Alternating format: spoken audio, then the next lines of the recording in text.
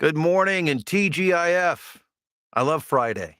It's my favorite day of the week. I'm Bill DeWeese, professional voiceover talent and voiceover coach, and I want to welcome you to my YouTube channel. If you haven't yet, subscribe and share this video if you would. Check out some of the other content. I'm going on, it's got to be close to 1,000 videos by now. A lot of content, all focused around the idea of helping you to make money recording voiceovers. That is the sole mission and purpose of this channel of my voiceover coaching. I'm so glad you're here. If you haven't yet, check out my voiceover training program. The in-depth Voiceover University is the unofficial title, but it's called the Voiceover Blueprint. If you go in the description, click the link, you can get all the details. Well, this morning, as is every Friday morning, it's Q&A. It's VO Q&A. You got questions, I'll answer and help you out as best I can. I mentioned that Friday is my favorite day of the week. It's because I'm an anticipatory kind of guy. I enjoy the weekend so much that Friday is the day that I look forward to the weekend. Therefore, Friday becomes my favorite day of the week. And you might say, well, why is the weekend? I mean, why do you love the weekend so much? Don't you love recording voiceovers? Sure, I do love recording voiceovers. I also love not recording voiceovers. Um, Voiceover is a great thing. I love it. I feel very fortunate, blessed to be able to do it.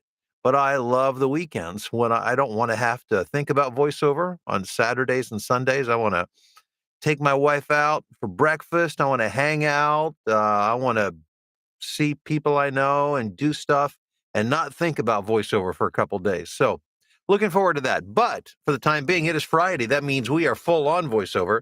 And if you've got a question, something on your mind, something I can help you with, throw it up there. I'll do what I'll answer as many as I can before I have to get to work myself recording voiceovers. So let's get it started. Good morning, Sue in Minnesota. I can't help but say that now. Hey, Mark in Albuquerque, how are you doing? Chrissy, let's see here. Good morning from freezing North Dakota. How many niches should a new voiceover talent get into when they start? Is there such a thing as too many pots to have your hands into? Well, here's the thing. My encouragement to you is don't think about genres or niches when you're first getting started. You should have a commercial demo, perhaps a narration demo, not because I'm suggesting you only work toward commercials. I'm saying that's the demo most people will listen to. Most of my work's corporate work, but I get hired off of the basis. 95% of the time, they hire me off of my commercial demo for non-commercial work. It's just the way it works. Um, but market yourself broadly to content producers and don't worry about whether it's commercials, e-learning, or whatever. The market will hire you for what the market likes you for. So let the market decide that. If you decide that you're putting the cart before the horse, your job is to market your voice in a broad range of what you're capable of doing. It's the market's job to choose what you're best at. And hopefully, I feel very fortunate. I do a broad variety. Now, I know my real niche is doing more human resource type training where it's warm, fuzzy, glad you're here, let's talk about this, and healthcare. Lots of healthcare commercials. I do commercials for hospitals all over the country. I do a lot of pharmaceutical work, but yet I also do, video games and some promos of radio imaging commercials. I mean, do a little bit of everything. Tom, good morning in Pittsburgh. Luke in snowy and Encara, Turkey. How you doing, Luke? Hey, Rob, hope you're doing well in El Centro, California, headed home tonight. I know you've had a good time, but I'm sure you're looking forward to getting back home. Safe travels to you. Hey, Merrill, good morning to you. Good to have you on. Couple of Blueprint members there back to back. I love it. Luke, how long typically from auditioning on Fiverr, et cetera, until you get the job? Luke, there's really not a typical. I mean, sometimes I've heard within minutes or an hour on jobs. Some I haven't heard back for months. I would say it's rare that it's gone a year or more. I mean, it can happen, but I would say on average weeks, but it can go months. So the main thing is you audition, and here's my philosophy: Set it and forget it. You auditioned, don't look back. Don't give it a second thought. You audition, you send it off, you don't follow up, you don't think about it. You keep moving forward. You keep auditioning, you keep marketing, and that way you don't get stuck in the past. And because it can put your head in a really bad space. When you're always thinking, if you're always looking back over your shoulder, you're not going to be able to walk in a straight line going forward. So keep moving forward, play offense, not defense when it comes to marketing. Philip in Tokyo, hello. Let's see here. Dave from the Bronx. I know that's a Chicago thing, but I couldn't help myself. Doug in Greensboro, North Carolina. Good morning, David in Louisville. How are you doing? Brittany in Tulsa, Janet in Fleming Island, Florida. Susan in New Jersey. Let's see, Matt in a bitterly cold New Jersey as well. Hey, Megan in Manitoba, Canada. Chad from Daytona. John imprinting with the blueprint in Fort Wayne. I love it, John. Good morning, Sandra in Dallas, Fort Worth. Finally thawing out there. Steve, good frozen Friday morning from Oshkosh. Rusty in the UP of Michigan.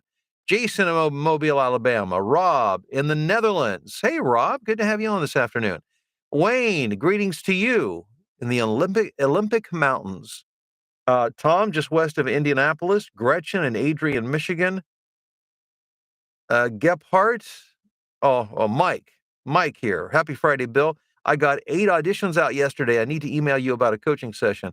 Hey, Mike, congratulations. Yeah, keep cranking them out. And yes, I do one-on-one coaching, although I love to have you in my voiceover blueprint because you'll get access to coaching and and content on demand and a community and all of that. But you can always reach out at training@BillDeWeese.com.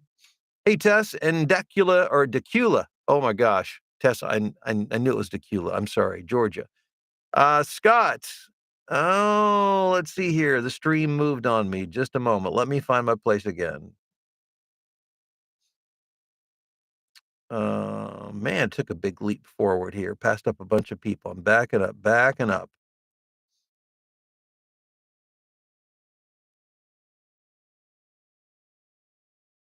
Steve says, good morning from Bucyrus. Had a fantastic time with Alex yesterday. He got me set up perfectly.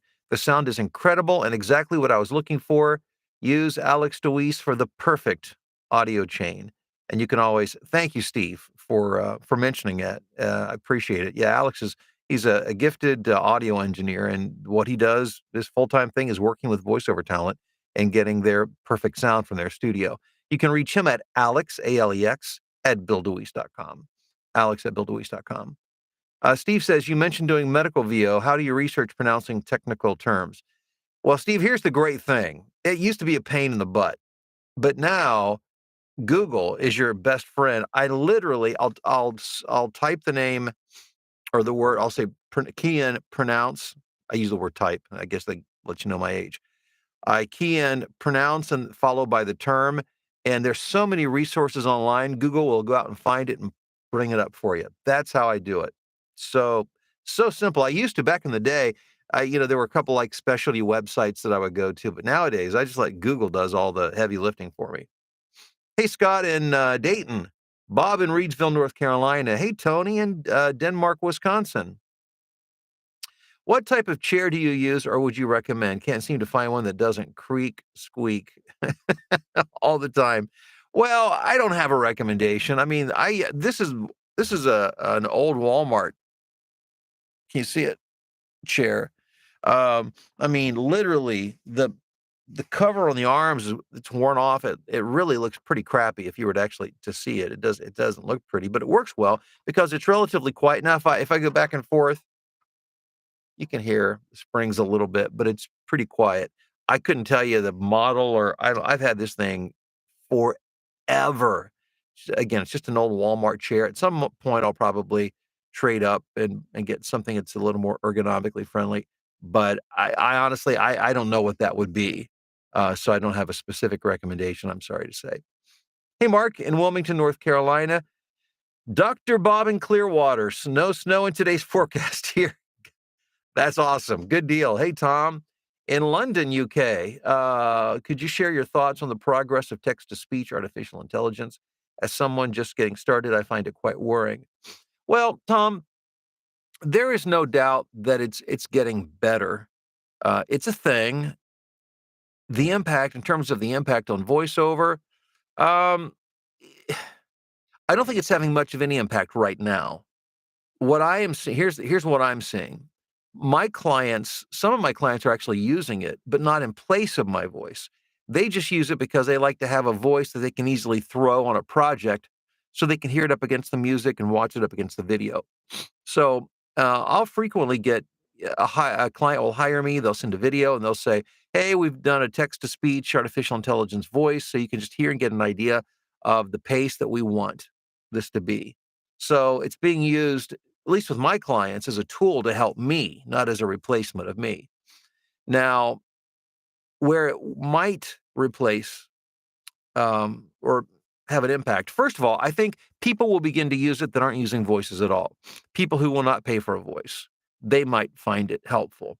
And then I think the first place it will, if it has any impact at all, it's going to be on the lower tier and like dollar wise, people who don't want to spend more than $5 or $10 for like 10,000 words, one of those kind of things.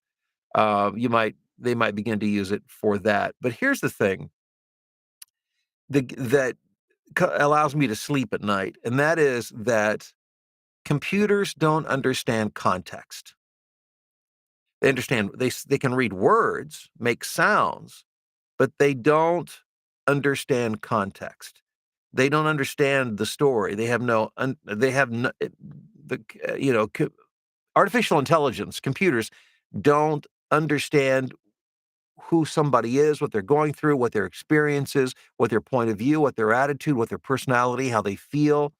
And a computer cannot feel and express that any emotion. It might be able to sound a little more excited, less excited, faster, slower, but in terms of actually emoting, it's not even close to being there. I can't imagine that it would ever be there. I guess time will tell. But I don't think it's anything to be overly concerned about, at least not at this point.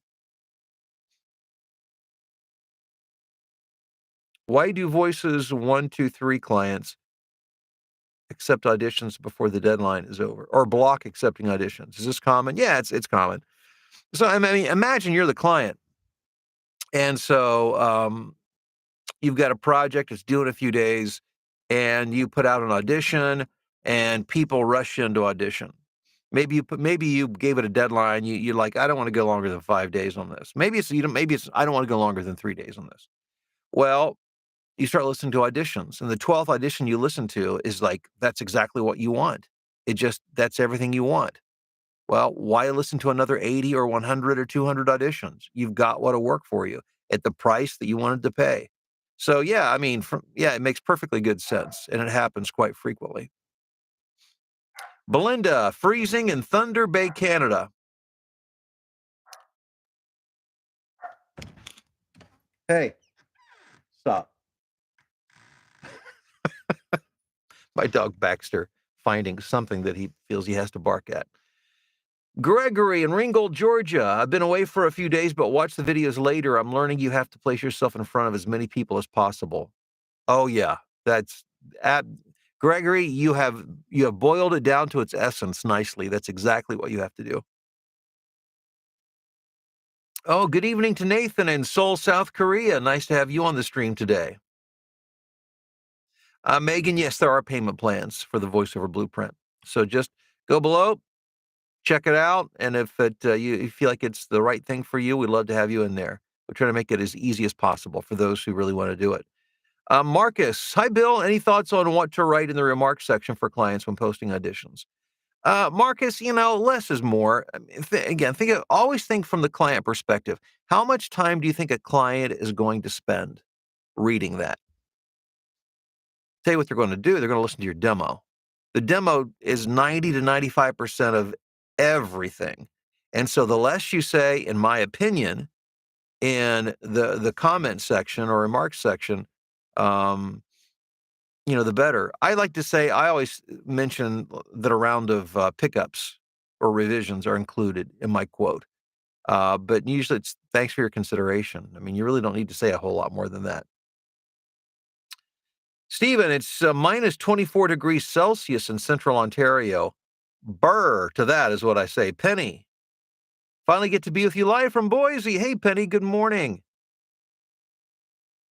Somebody just said, oops, the stream moved on me.